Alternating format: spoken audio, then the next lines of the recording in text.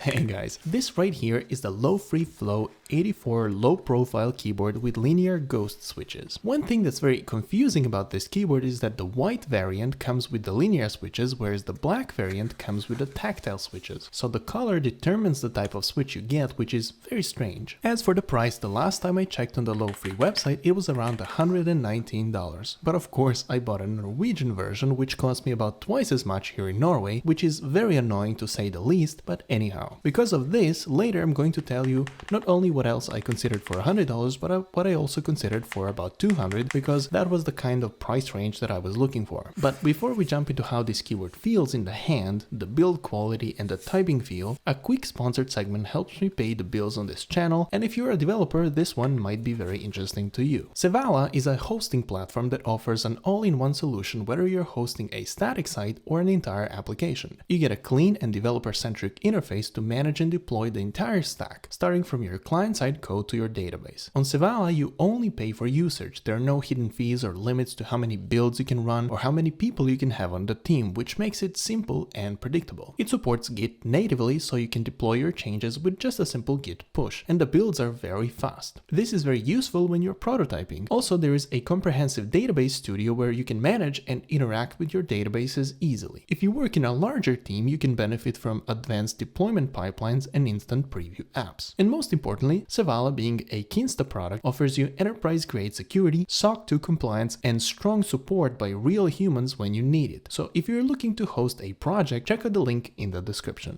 Alright, let's talk about the keyboard and how it feels in the hand. I was pleasantly surprised by the build quality. It's built out of metal and all of the edges are smooth. It feels cold to the touch and very sturdy. And I know the looks are a matter of taste, but to me it just looks very clean and minimal with the white keycaps. And thanks to the rubber feet that it has, it stays flat and inspires a lot of confidence when you put it on the table. The keycaps also feel smooth and pleasant, and they have a nice curvature that is not too pronounced, but still it's there and it gives your fingers a place to rest. The layout looks just right to me as well. It feels intuitive to type on, and I am a person who suffers a little bit from OCD, and to me the fact that the arrow keys are perfectly aligned with the rest of the keyboard is just a huge plus. In this price range, I also considered the Keychron Q1 custom mechanical keyboard because I read some positive reviews, but I just couldn't get past the arrow keys sticking out from the rest of the layout. When it comes to typing, I noticed that certain keys sound a little bit different. For example, the Enter key sounds muted compared to all the other keys.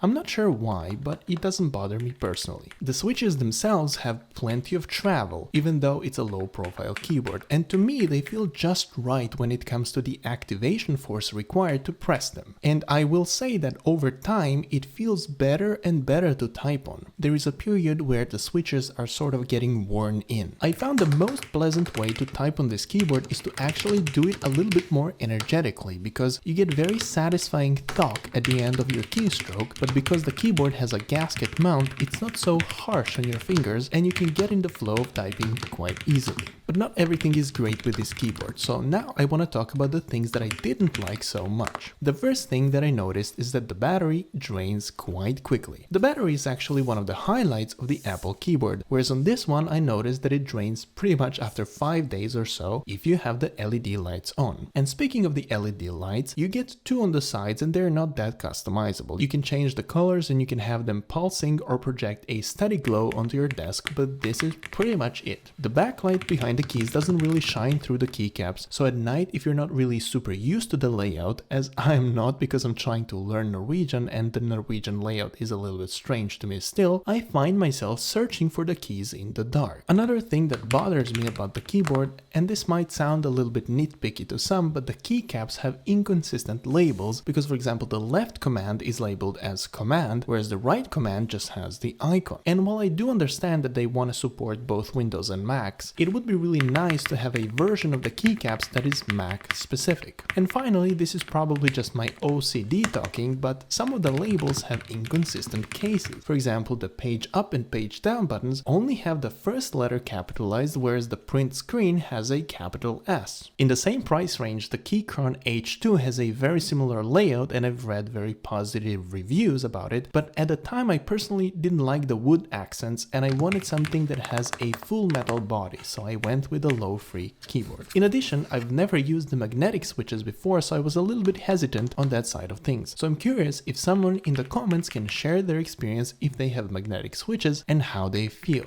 Alright, and finally let me show you the typing game that I mentioned earlier. So I'm just going to do a quick demo and I'm not going to fake it. This is my real typing speed and it's just going to be another opportunity for you to hear the keyboard and get an idea what it feels like to type on. But then I will also show you a few interesting things in the code of the game itself. It's not going to be super technical, but I just want to mention a few things that maybe wouldn't cross your mind immediately when thinking about creating a game like this. So let's get started with typing. You can see here I can choose between different code snippets from famous repositories, and then immediately as soon as you start typing, it starts to capture all your correct and incorrect characters and also measures the time. So then at the end you get a really nice report. And for me personally, it was a lot of fun to implement this chart in SVG myself. Now looking at the code, I've made good use of custom elements in HTML, but the repository is on GitHub and it's public, so if you're interested in how that works, you can take a look. But I just wanted to show you this one little thing that I ended up implementing just to make the typing experience a little better. So imagine when you hit enter to go to the next line, it would be rather tedious to have to hit space a couple of times just to get the indentation right. So because of that, I implemented automatic indentation and skipping of white space. And the reason I wanted to show you this is that often you come up with things and improvements improvements for a product only when you had the chance to try it out. And then another improvement along the same lines that I made is when you're done or when the time runs out, in the modal that appears, the next example button is already focused, just to make it a little bit more enjoyable to keep practicing without touching the mouse. Well, alright, that's all I have for today. I hope you enjoyed the video, and I'm really curious what your guys' typing speed is, and I'm pretty sure you are a lot faster than I am, so make sure to share it in the comments, and if you like the video, make sure to like and subscribe, check the links in the description, and I will see you in the next one.